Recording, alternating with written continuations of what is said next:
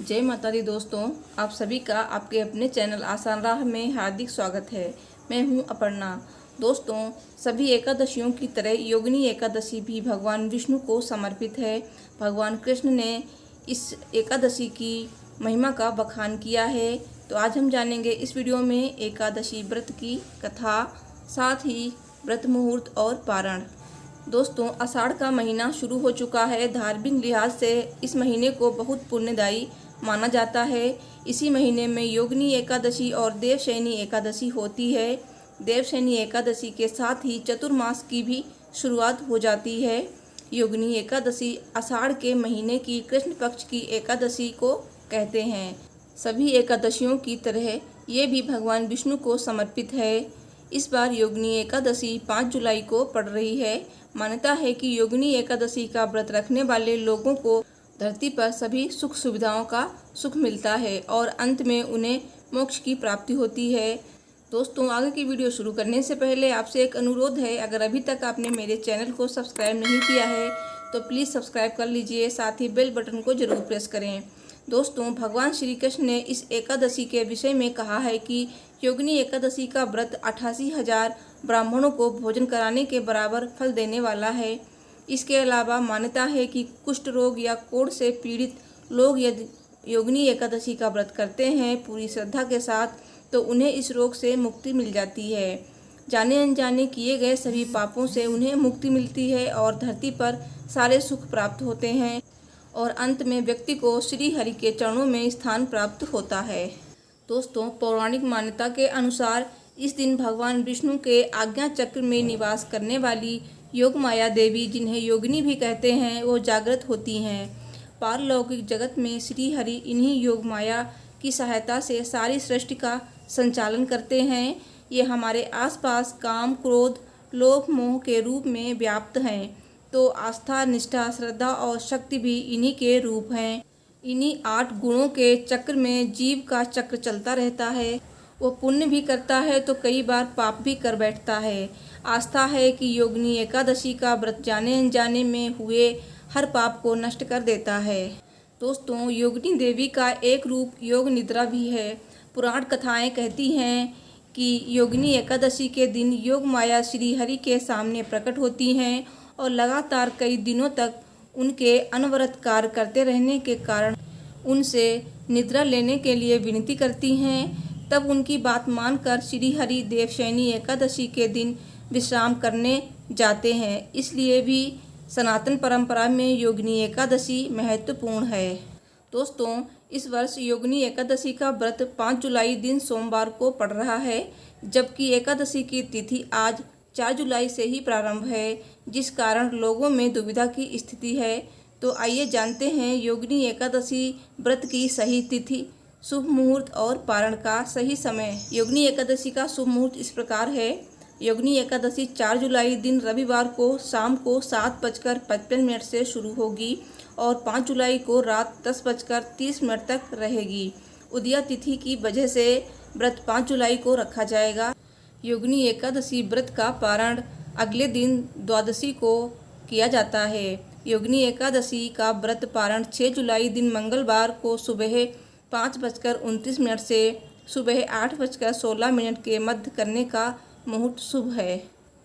दोस्तों, आइए जानते हैं आषाढ़ कृष्ण योगिनी एकादशी की व्रत कथा।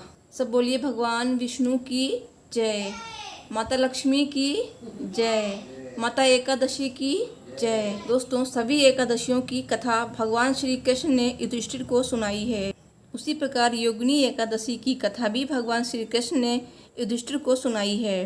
तो धर्मराज युधिष्ठिर कहने लगे कि भगवान, मैंने ज्येष्ठ शुक्ल एकादशी के व्रत का महात्म्य सुना। अब कृपया आषाढ़ कृष्ण एकादशी की कथा सुनाइए। इसका क्या नाम है, क्या महात्म्य है, ये भी बताइए। श्री कृष्ण कहने लगे कि हे राजन, आषाढ़ कृष्ण एकादशी का नाम योगिनी एकादशी है।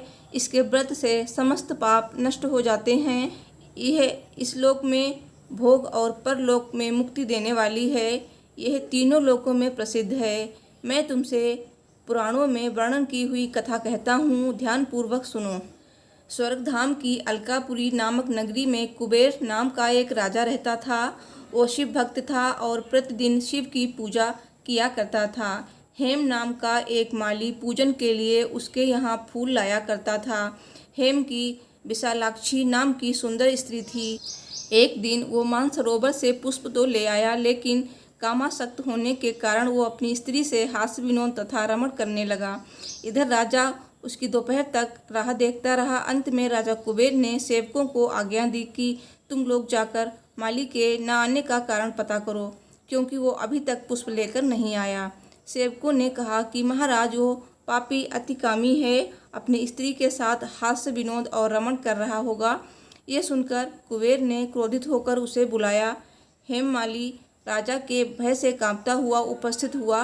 राजा कुबेर ने क्रोध में आकर कहा, अरे पापी नीच कामी, तूने मेरे परम पूजनीय ईश्वरों के ईश्वर श्री शिव जी महाराज का अनादर किया है, इसलिए मैं तुझे शाप देता हूँ कि तू स्त्री का वियोग सहेगा और मृतलोक में जाकर कोढ़ी होगा। कुबेर के शाप से हेममाली का स्वर्ग से पतन हो गया और वो उसी क्षण पृथ्वी पर गिर गया। भूतल पर आते ही उसके शरीर में श्वेत कोढ़ हो गया।